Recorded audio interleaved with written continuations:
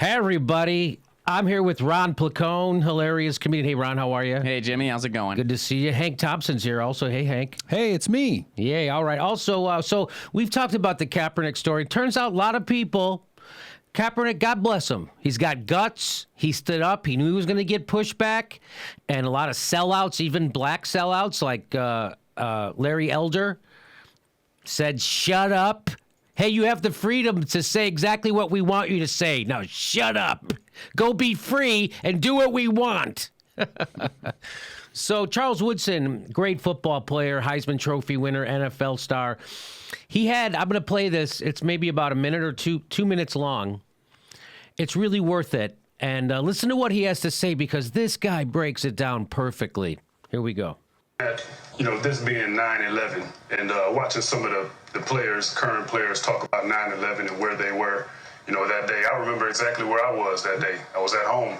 And remember, getting a phone call and somebody saying, turn on the TV. Somebody just flew a plane into, the World Trade Center. And having been there, knowing how massive that building was, I'm thinking to myself, somebody probably flew a crop duster into that building. That's not going to affect it. You turn the TV on, and all of a sudden you see these planes, flying into these buildings, and then all of a sudden these buildings, collapsing. And then you find out what it was behind. And so now you're thinking in your mind, how could someone feel, how could they wrap their minds around killing innocent people for really no reason other than how you think or how you live your life, right? And so then I correlate that to Colin Kaepernick and his issue with the flag in America and where we are right now. And I think his question is, how is it that black people can be treated a certain way because of how they look, the color of their skin, how dark it is or how dark it isn't? And so I understand his point, and to Randy's point, I get what he's saying, this justice for all. If you asked me 3 weeks ago, what's one of the things I'm going to miss about playing the game of football? And I would tell people that, man, standing up there on that sideline and singing that national anthem, the flag is up and the whole nine, that was one of the great joys of my life, right? And so then what happens is when you have these protests, you start looking at different things. And then you go back and you look at the author of the national anthem, right? This guy, he had slaves. You look at Francis Scott Key, he was a slave owner. So now as I'm thinking about the national anthem, and I hear that line for the land of the free, he wasn't talking about me. Mm-hmm. He wasn't talking about Randy. So when we talk about Colin Kaepernick and the stand that he's taking, he's saying, look, let there be justice for all of us, including me and Randy, including all of you on this set today.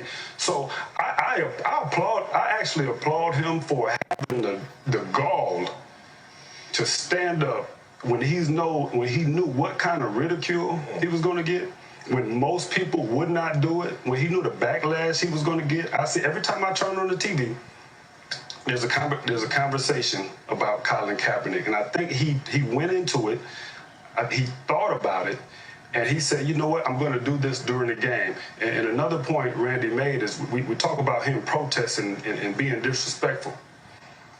He didn't pull his shoulder pads off and run around the stadium and go grab some prop and run around and be disruptive. No, he sat down in peaceful protest. And if I was in the military and I looked over there and I seen this young man protesting in peace, I would actually feel proud that as a military man, woman, that the freedoms that I go across these waters and fight for, that's it, exercise right there with this young man sitting down and doing it peacefully. It's interesting we're having this discussion. That's pretty powerful, I thought. And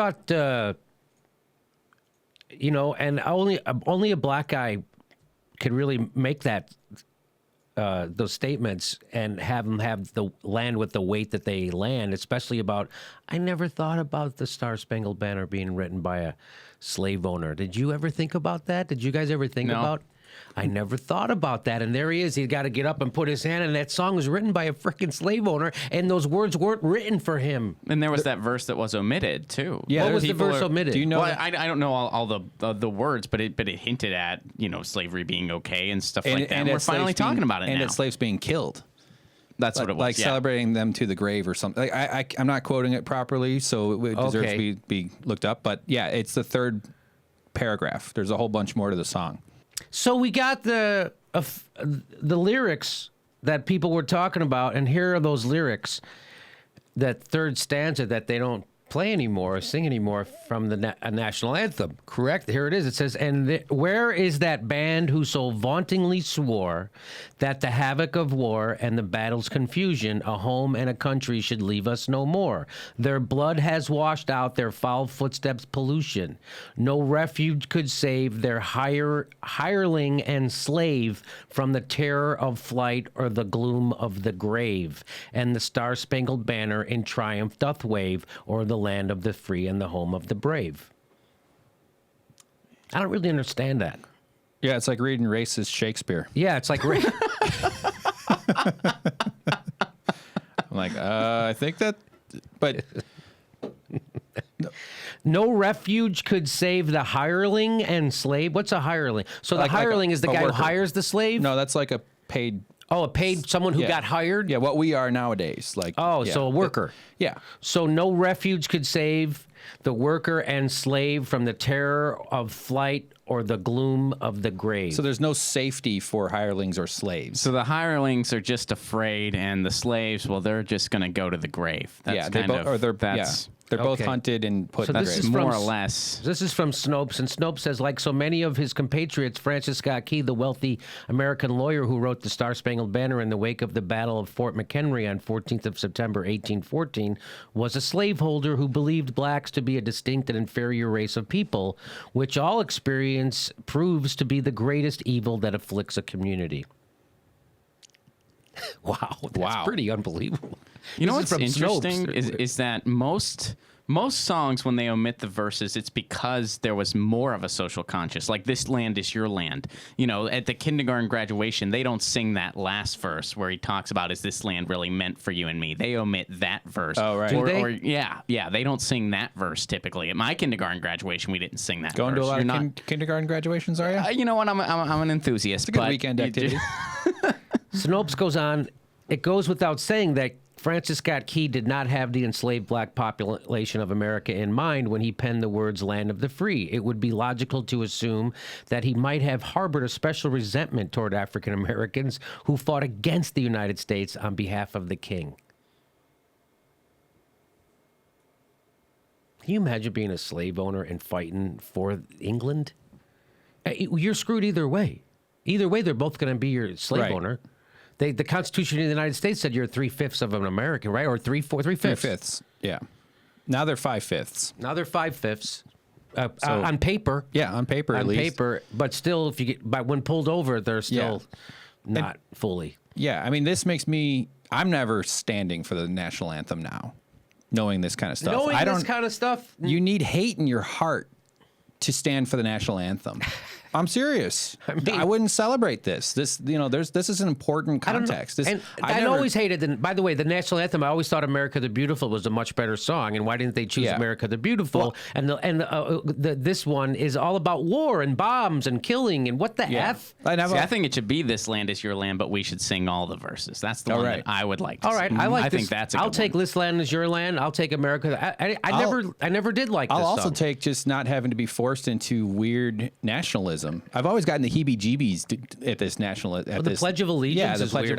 Even as a kid, I felt like, wait a minute. I felt like I was in a communist country because I was always told as a kid communism was still bad. We were told that they have to do and they have to pledge their allegiance. I'm like, no. In high school, I befriended a German exchange student, and this is in the 90s, and he said that the Pledge of Allegiance was the creepiest thing. He said it was the most Nazi thing he's seen. Because they're super in America, because he was over here for a year. Boy, do we sound like a bunch of lefties, huh? Yeah. We should, because we're right. We're fucking right. Well, and the national anthem should be banned. I mean, look at this. That's pretty. I'm not sometimes kidding when other around. people point it out to you, like I had a similar occurrence. A friend of mine from Belgium, he came and he visited me. I was living in Pittsburgh at the time. He had never seen like older architecture in the U.S., so I was taking him around. I took him to a church, and he was baffled because there was a United States flag in the church, which is very common for one to be in the corner and stuff typically. And he was just like, that's like not allowed in a lot of countries. Like you don't like do that. Like a place of worship and nationalism, like you just don't mix those two. And I'm like, well, we got our issues here. Boy, we got our issues here, huh? Big time. So I say to Colin Kaepernick, I'll sit right next to you, buddy. I usually am sitting on Sundays anyway. Is it Kaepernick or Kaepernick? Kaepernick, I don't know. Kaepernick. We always keep saying it wrong He'll on the forgive show. I've never said it wrong. No, you always say it right. All right, good on you, Woodson. Way to go. That was nice stuff.